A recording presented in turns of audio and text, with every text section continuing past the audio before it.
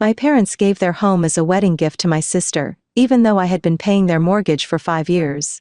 2 months later they wanted to move to my vacation house, so I refused them.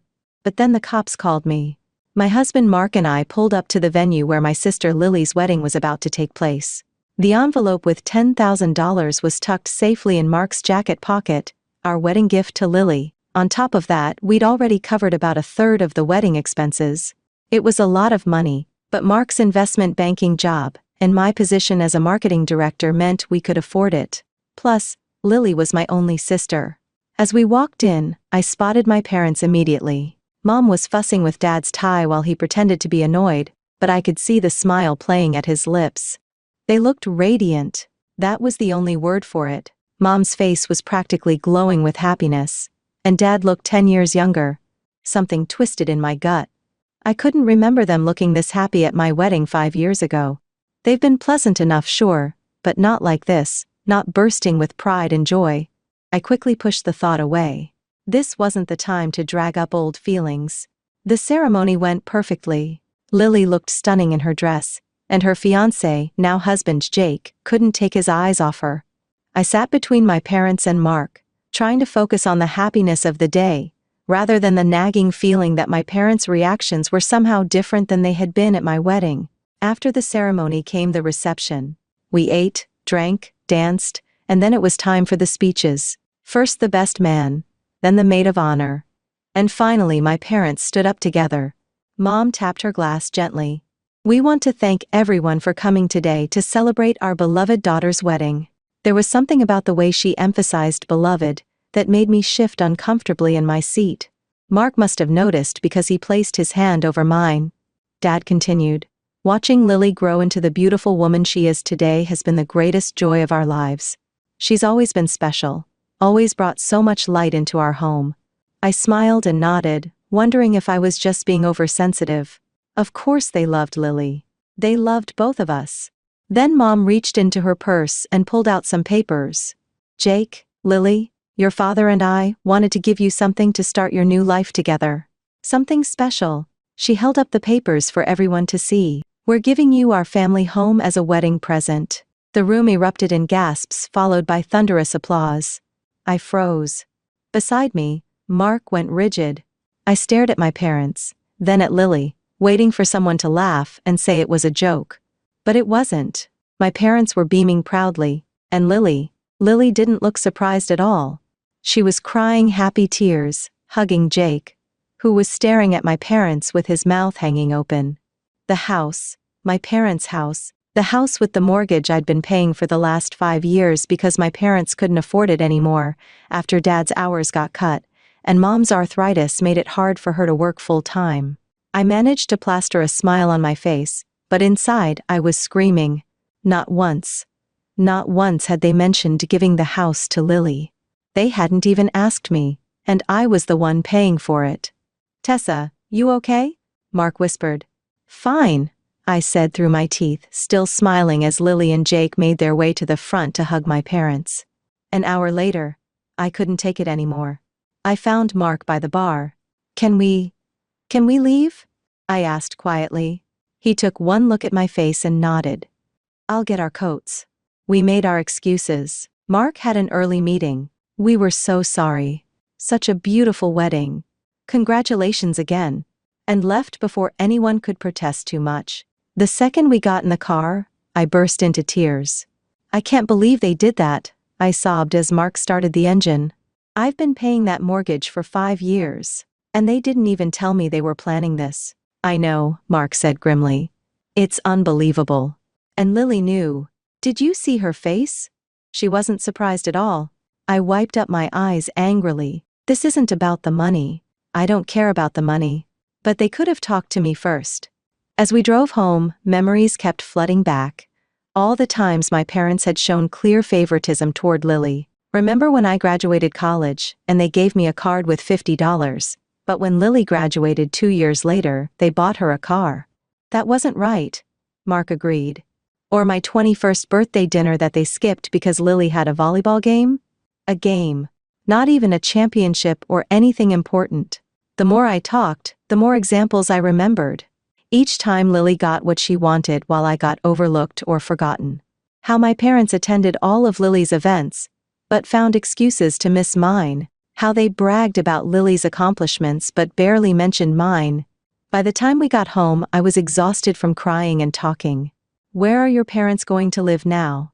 Mark asked as we got ready for bed. "If they're giving the house to Lily and Jake?" I shrugged, pulling on my pajamas. "I have no idea. That's not my problem anymore." I turned off the light and rolled over, trying to ignore the ache in my chest. For the next 3 weeks, I went to work, came home, and tried not to think about the wedding or the house or any of it. Then one evening, my phone rang. It was my mother. Against my better judgment, I answered. "Tessa, honey," Mom said, as if nothing had happened. "We're having a family dinner this weekend. Your sister and Jake are back from their honeymoon, and we'd love for you and Mark to join us." I wanted to say no. I wanted to hang up.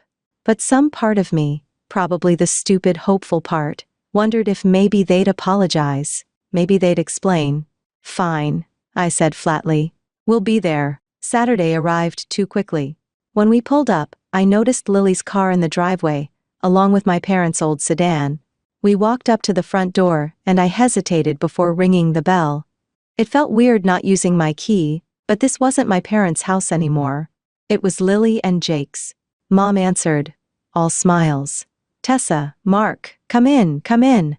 She hugged me like nothing had happened. Like she hadn't given away the house I'd been paying for without even talking to me about it.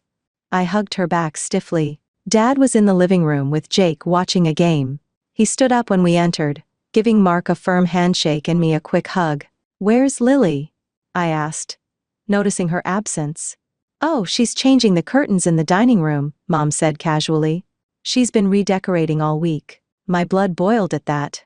3 weeks, it had been 3 weeks since the wedding, and Lily was already changing things around like she'd owned the place for years. We walked through to the dining room, and there she was, my sister, standing on a stepladder, hanging new cream-colored curtains in place of Mom's old blue ones. "Dinner's ready," Mom announced. "Everyone sit down." We took our seats, me between Mark and Dad, with Mom and Lily across from us and Jake at the end of the table. The food looked good, Mom's special pot roast with all the trimmings, but I had no appetite. The first 10 minutes were filled with Lily and Jake describing their honeymoon in Hawaii in excruciating detail. I picked up my food and nodded occasionally, while Mark asked appropriate questions to keep the conversation going. Finally, when Lily paused to take a breath, Mom cleared her throat. "So, we wanted to talk to you about something, Tessa," she said. "Well, as you know, we've given the house to Lily and Jake as their wedding present." "Yes, I noticed," I said flatly. Mom continued as if she hadn't heard the edge in my voice. "The thing is, they're a young couple starting their life together. They need their own space." I remained silent, waiting for her to get to the point. Dad shifted uncomfortably in his chair. "What your mother is trying to say," he said, "is that we can't live here with them. They need privacy." "I see," I said, still not sure where this was going. "So where are you planning to live?" Mom and Dad exchanged another look. I noticed Lily suddenly became very interested in her mashed potatoes. "Well," Mom said slowly, "we've been thinking about it, and we've decided we're going to move to your vacation home. It's the perfect size for us, and it's in a nice, quiet area." I set down my fork and knife carefully. The vacation home they were referring to was a small cottage I bought with my own money before I even met Mark.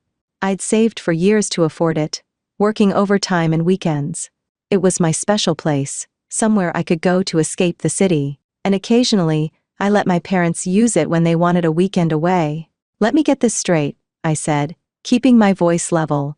"You gave your house, the house I've been paying the mortgage on for 5 years, to Lily, and now you think you're going to move into my vacation home? Without even asking me first?" "Tessa," Dad said, frowning. "Be reasonable. Where else are we supposed to go?" "That's not my problem," I said. "You had a house. You gave it away without consulting me, even though I've been paying for it. And now, you expect me to just hand over my vacation home to you? It's not like you use it that much," Lily chimed in. I turned to her, unable to hide my anger now. "Are you serious right now? It's my property. I bought it with my money. I get to decide who uses it and when. Mom's face had gone pale. You can't mean you're not saying no, are you?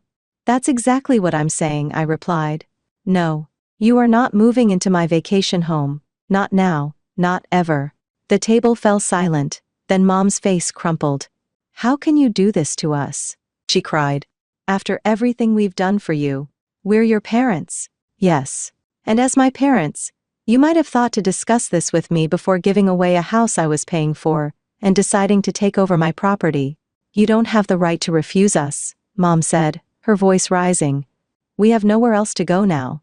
You actually have your house, I pointed out, the one I've been paying the mortgage on for 5 years. But you gave it to Lily. So now it's your problem to figure out where to live. Lily slammed her hand on the table. God, you're so cruel and greedy. You've always been jealous of me because Mom and Dad love me more. You've always been envious of our relationship. I stared at her, stunned by her outburst. Then I turned to her, suddenly calm. If Mom and Dad love you so much, and you love them so much, then why don't you let them live here with you?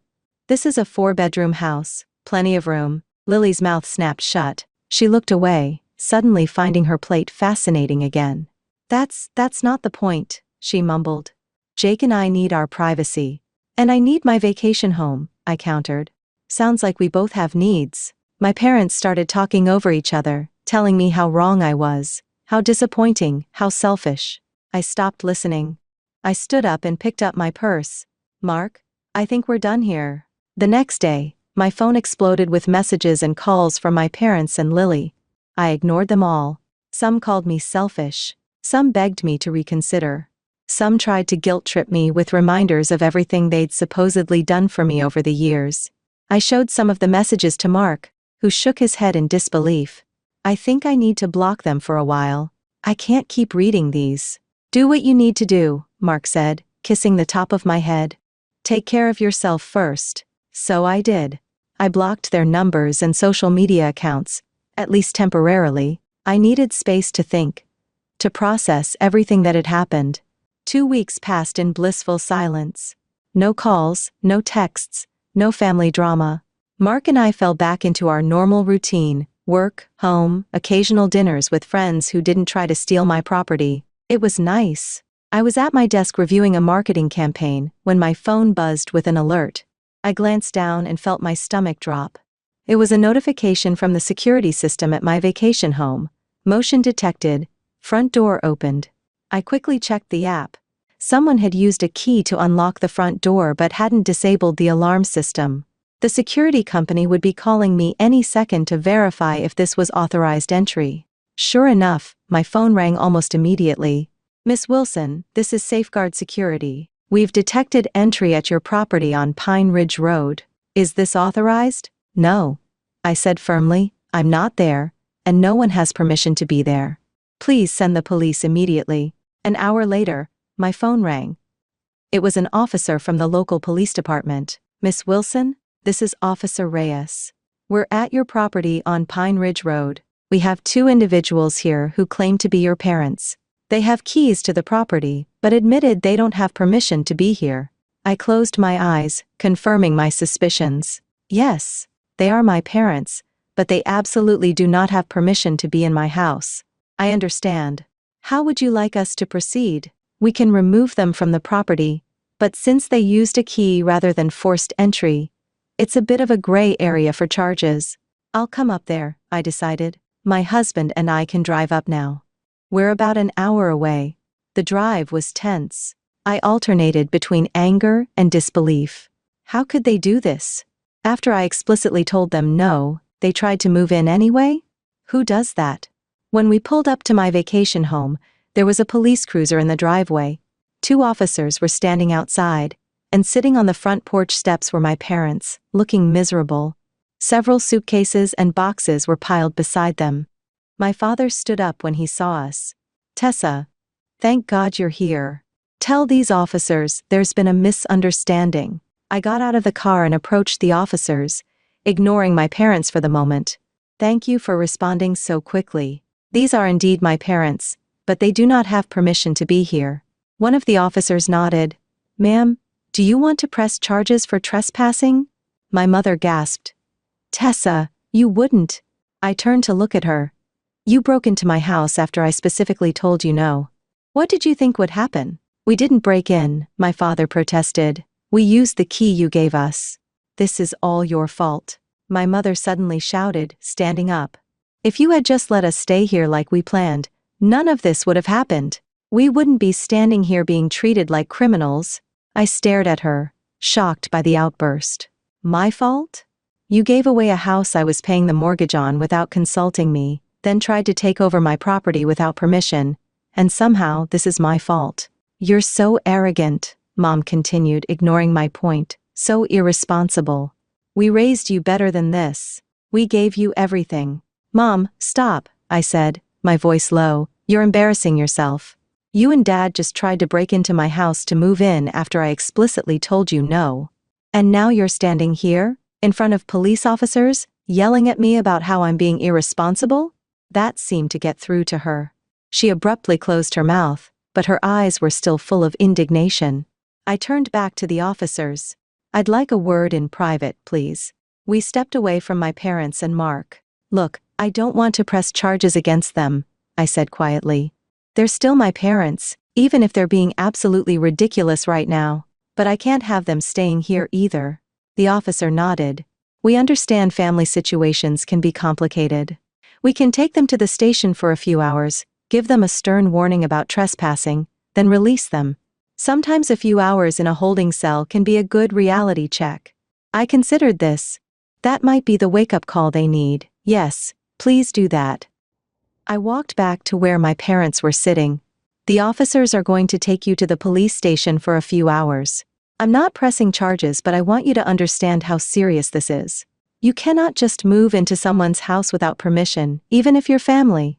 The car with the police and my parents left. While we waited for the locksmith, I arranged for my parents' belongings to be taken to a nearby storage facility. I paid for 1 month and texted the details to my sister, since my parents' numbers were still blocked. The locksmith arrived and changed all the locks. By the time we left, the house was secure again. On the drive home, I felt drained, but also strangely liberated. For the first time in my adult life, I had stood up to my parents' manipulation and refused to be taken advantage of. What do you think they'll do now? Mark asked as we neared our apartment. Probably go crying to Lily, I guessed. She can deal with them. She got the house. She can take the responsibility that comes with it. I wasn't naive enough to think this was over though. Knowing my mother, she would find a way to make me look like the villain in all this. She always did. I was right. A week later, I opened Facebook to find a long, dramatic post from my mother. It had already gathered dozens of sympathetic comments from relatives and family friends. Today I learned what it means to be abandoned by your own child, it began. My husband and I, in our golden years, have been cast out like unwanted pets. Our eldest daughter Tessa had the police remove us from her vacation home like common criminals, leaving us with nowhere to go. The post went on, conveniently leaving out the fact that they had given their house to Lily, that I had been paying their mortgage for years, and that they had tried to move into my vacation home against my explicit refusal. As I scrolled through the comments, people calling me heartless, cruel, ungrateful, something inside me snapped. I started typing my own post in response. It was time for everyone to hear the whole truth. I've stayed silent about family matters until now. But since my mother has chosen to make our private issues public, I feel I need to share my side of the story. Here are the facts that were conveniently left out of my mother's post. For the past 5 years, I have been paying the mortgage on my parents' house because they couldn't afford it due to health issues and reduced work hours. I did this willingly because they're my family and they needed help. 3 weeks ago, at my sister Lily's wedding, which I also helped pay for, my parents announced they were giving their house, the one I've been paying for, to my sister as a wedding gift. They did this without consulting me, or even giving me a heads up. When I finally spoke to them after the wedding, they informed me that they had planned to move into my vacation home again, without asking me first. They had apparently worked this all out with my sister before her wedding. She would get their house. They would take my vacation property. When I refused to let them move into my vacation home, they attempted to move in anyway. They used a spare key I had given them for emergencies and triggered the security system. That's why the police were involved. I didn't have them arrested, despite what my mother's post suggests. I did have the police remove them from my property because they were trespassing. I then paid for a storage unit for their belongings. If my parents need a place to stay, perhaps they should ask my sister, who now owns a 4-bedroom house thanks to them, and me, since I paid for it. I added a final paragraph. I've always done my best to help my family, but I won't be taken advantage of or painted as a villain for refusing to give up my property after already paying for theirs. Family goes both ways. It's about mutual respect. Not just taking whatever you want, because we're family. I hit post before I could second guess myself. Mark read it over my shoulder and gave me a thumbs up. The response was immediate. Comments started rolling in, from cousins, aunts, uncles, even some of my parents' friends. But unlike the comments on my mother's post, these were supportive. I had no idea you were paying their mortgage. That's so unfair of them. Wait. They gave away a house you were paying for? I should have felt vindicated, but mostly I just felt tired. This whole situation was exhausting, and broadcasting it publicly didn't exactly feel great, even if I was just defending myself. 2 days later, my cousin Jessica called me. "Hey, I wanted to check on you," she said. "Your parents tried to go back to their house, Lily's house now, but she wouldn't let them in." I sat up straighter. "Seriously?" "Yeah. Apparently, she told them it's her house now and there's no room for them. They're staying in some crappy apartment now, and your mom had to go back to working full-time to afford the rent." I didn't know how to feel about that. Part of me thought they deserved it. This was the situation they had created for themselves. But another part of me still felt a pang of sympathy. They were still my parents, even if they had treated me unfairly. After we hung up, I told Mark what Jessica had said. "It's just karma," he remarked. "Yeah." I agreed, but I don't feel as satisfied as I thought I would. "That's because you're a good person, Tessa. Unlike some people we could mention." Over the next few weeks my parents tried to contact me several times. I saw their names on my phone but couldn't bring myself to answer. I wasn't ready. The hurt was still too fresh. One night, as Mark and I were getting ready for bed, he asked me, "Do you think you'll ever forgive them?" I thought about it. Maybe someday. Not for their sake, but for mine. Carrying around all this anger isn't healthy. "And Lily?" I sighed. "That's more complicated. She knew what they were planning. She was part of it. And then she turned them away when they needed her." "At least you know where you stand now," Mark said, pulling me close. "No more illusions about who's important to them and who isn't." He was right. As painful as this whole experience had been, it had torn away the pretense. I'd spent years trying to win my parents' approval, trying to be as special as Lily was to them. Now I knew that was never going to happen, and strangely, that knowledge was freeing. The next morning, I saw another call from my mother. This time I let it go to voicemail. "Tessa," her voice was different now, smaller, less demanding. We made a mistake. A big one. I know you're angry, and you have every right to be, but please call us back. We need to talk." I deleted the message without calling back. Maybe someday I'd be ready to hear their apology, if that's what they were offering. Maybe someday I'd be ready to have them back in my life, on new terms with clear boundaries. But not today. Today, I was still learning how to put myself first, something I should have done a long time ago. As for my vacation home, I decided to list it for rent. The extra income would be nice, and I liked the idea of the place being used and enjoyed rather than sitting empty as a reminder of everything that had happened.